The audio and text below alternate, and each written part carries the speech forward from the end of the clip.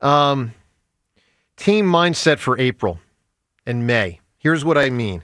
Last year, they were gangbusters. And they were gangbusters with a purpose, in part because they were in a bad mood the way it ended Game 7 of the NLCS. And we all admired the way they came out, hair on frickin' fire. And it did cross a lot of our minds that they may have peaked too early. If you're Rob Thompson, do you slow pedal April and May a little bit to try to preserve the tank? Because it's a long season and October matters more than April.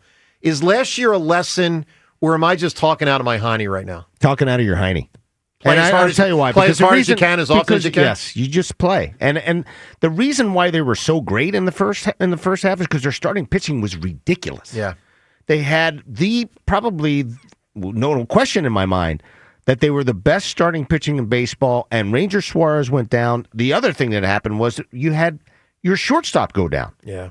And those are two huge pieces. When you have your rotation with Ranger getting hurt and, things started to happen. I mean, Walker was not, producing.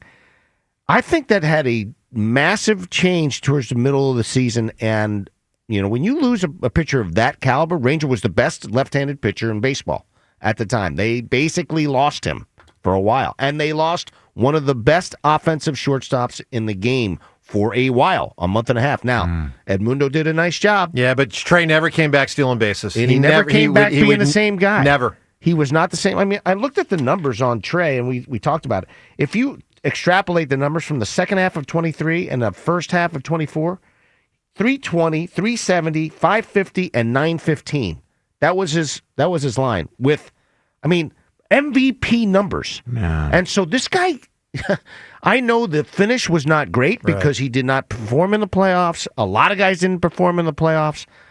You got to have a little bit more confidence in one of the best players in the game. He's still one of the best offensive players in baseball.